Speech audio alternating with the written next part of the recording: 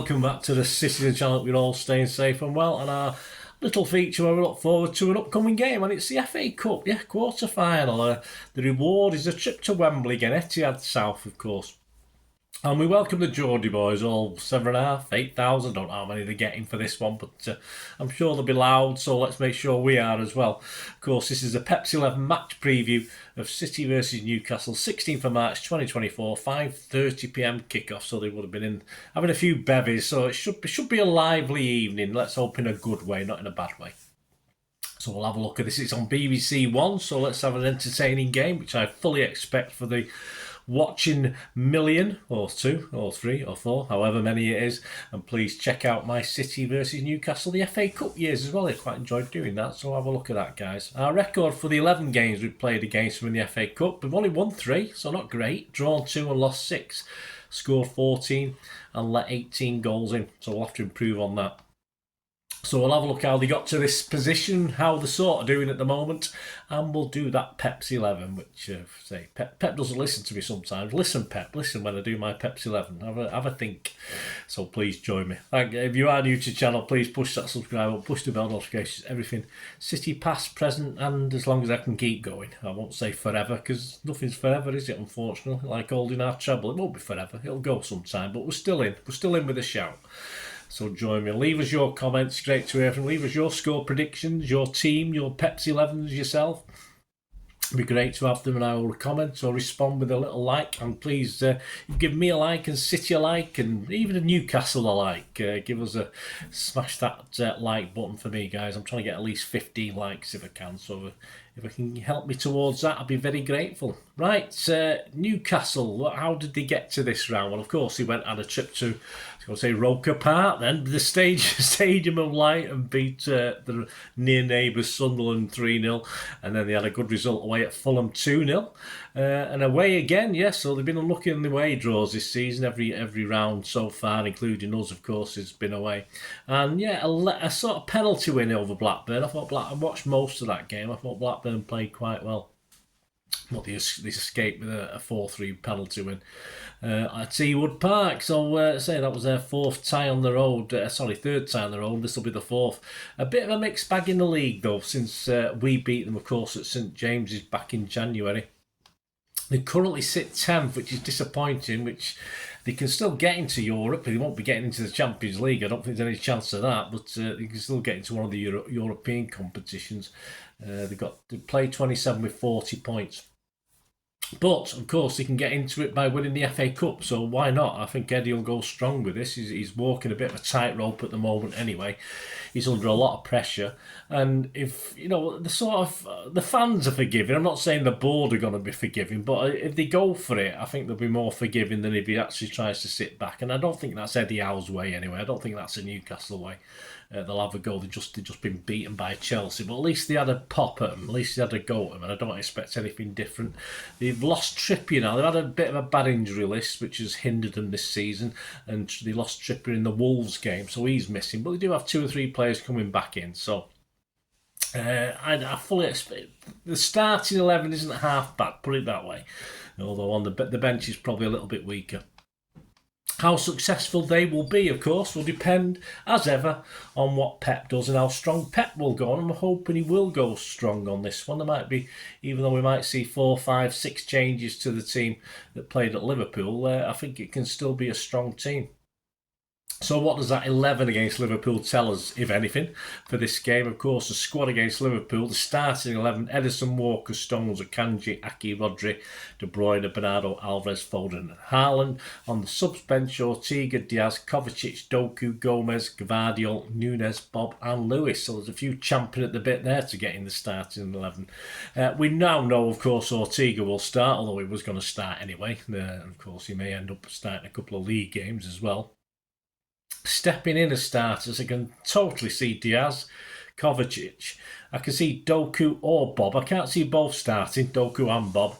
And of course, Gvardiol and Nunes. I think Nunes has to have time, doesn't he? And Gvardiol, obviously one of Pep's pets, if you like. He's missed a game or 2 now with injury and been on the bench. So I think Aki's going to find himself let's not say dropped, but I think Aki will see himself rested for this one.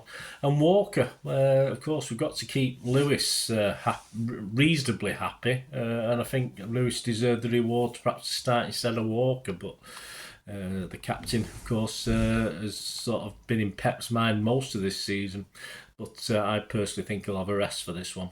So based on those little things from the Liverpool game, this is my starting 11. Please let me know if you think it's going to be any different to this. Ortega, I'm pretty sure of that one. The back line, Lewis, Diaz, Akanji and Gvardiol. I'm not too sure on the booking problem with Rodri, but I think Rodri will get a rest. We've got a lot of big games coming up. This is one where perhaps we can rest Rodri.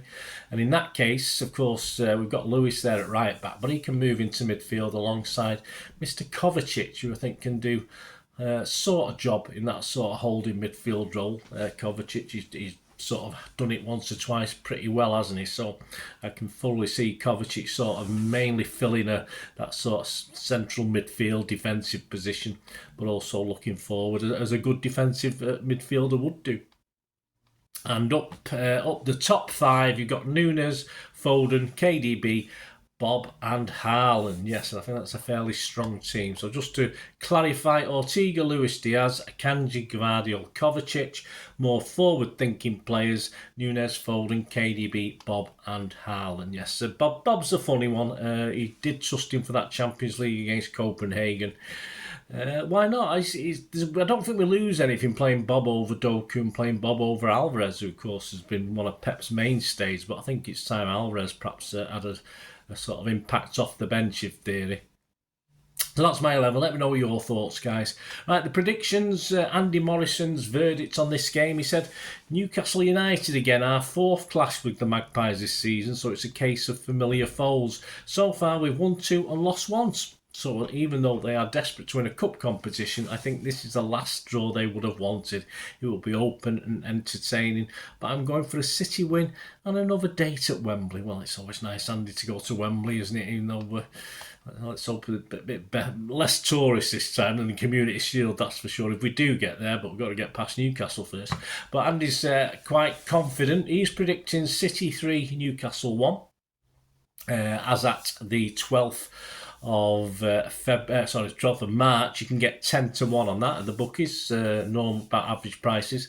And I'm going to predict. I think this will be entertaining for the public at home in a better way for us, perhaps, than the Liverpool City game was entertaining for the public at home. I'm going to, for the BBC, I'm going to go 4-2, a 6-goal thriller, and you can get 33-1 on that on a 4-2 victory. What are the rest of the odds looking like? Well, to win the FA Cup, we're still favourites. No surprise there. We're 7-5 against now from 15-8. Liverpool have gone from 3-1 out to 10-3. Of course, we've got to get past United now, although you fully expect them to do that. The bookies have to take that into account. Chelsea are 6-1. United just remain as they were before the last round, 8-1. And Newcastle, as you'd expect, have drifted out because they're coming to us.